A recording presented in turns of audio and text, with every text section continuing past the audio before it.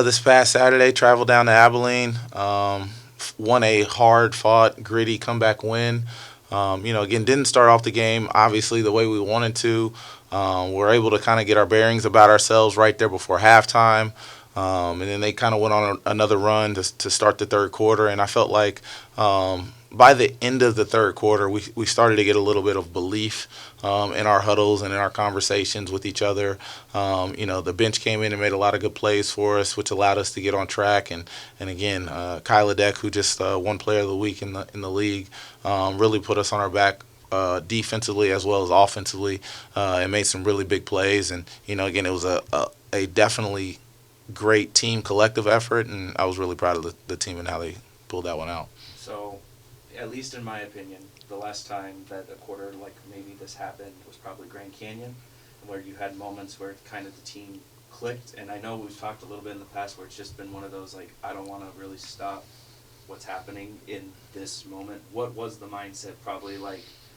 What I'd say, like you go on a little run and then that first time out gets called like maybe 6 minutes left into the fourth quarter. What's your thought process during that? Is it something similar to that, or is it something completely different? Yeah, it was really just keep going and doing what we were doing. I kind of wanted to continue to pressure them, continue to get up and down, and try and let our defense create a little bit of our offense. And credit to them, they did not allow that timeout to really stop their momentum on the defensive end. And, again, it was just a lot of getting on the floor, loose balls, rebounds, just a lot of toughness plays that were allowed us to get that win. A lot of grit that I was able to see, and definitely one of my personal favorite Ladyjack fourth quarter basketball that I've seen in a long time. I'll turn it over to Amanda.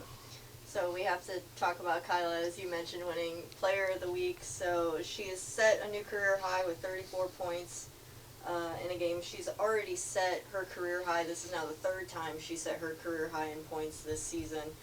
Just talk about what you've been seeing from your starting point guard. I know we talk about her on the defensive side, but like you said, offensively, she put the team on her back. Yeah, I think she came in with the correct mindset. She as a freshman, she was a really good talent. And as a sophomore, she's starting to develop more into a leader. Still trying to find her leadership style and her leadership role on this team. But right now, she's doing it by example. And she's coming in, getting her extra shots. She's getting extra film in, and she's mentally prepared to play every time we step out there. My challenge to her is just to continue to do that while also bringing some of her teammates along. But again, she had the fight, she had the tenacity, plays with that all the time, plays with that fire that makes her Kyla Deck. So really, really proud of her to collect this individual accolade and for our team to get a win. So she's been playing really well for us, and we need her to continue to do that going forward.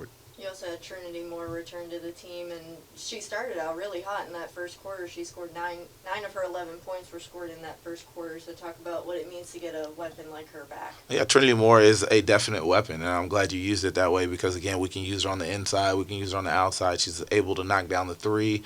She's really, really strong on the inside, posting up and finishing around the rim, and then she's definitely a really good rebounder and a shot blocker on the defensive end. So having her back just fortifies us on the inside, and we've been encouraging Timo to be a little bit more aggressive and a little bit more assertive on the offensive end, and she definitely did that, helping us out early on in the first half, like you said, with those 9 points. So Got the form game homestand coming up, being able to want to start out strong. Preview of your opponents this week.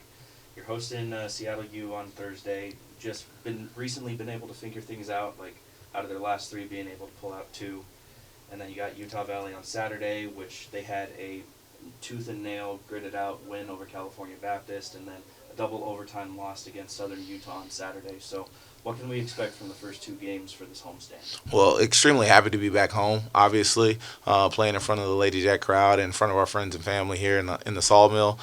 With Seattle, you're right. They've kind of figured it out and figured out their style and how they want to play here recently, winning 2 of their last 3.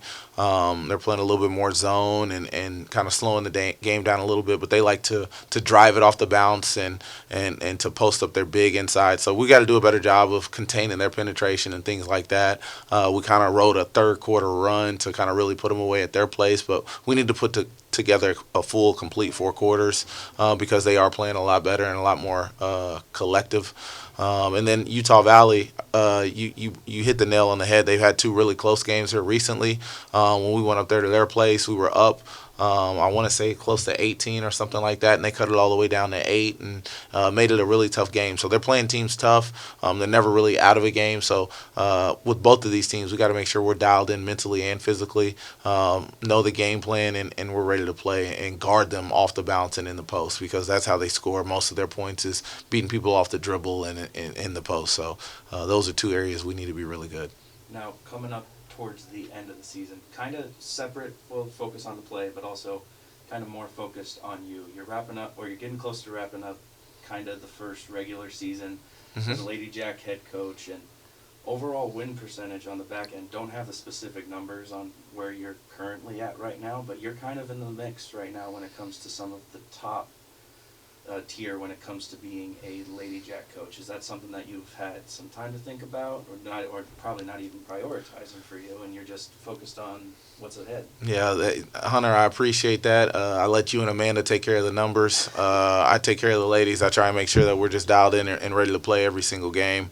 It's great to be mentioned with such great past Lady Jack coaches that have come through this position, because I understand the tradition that comes with the position.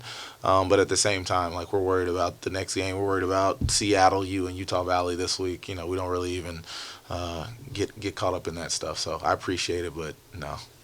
I'll at least throw it on your radar. I appreciate it. Ladyjacks back in the Sawmill for a 4-game homestand with hosting Seattle U this Thursday and then Utah Valley on Saturday. Coach, thanks for the time. Appreciate it. Axe 'em Jacks.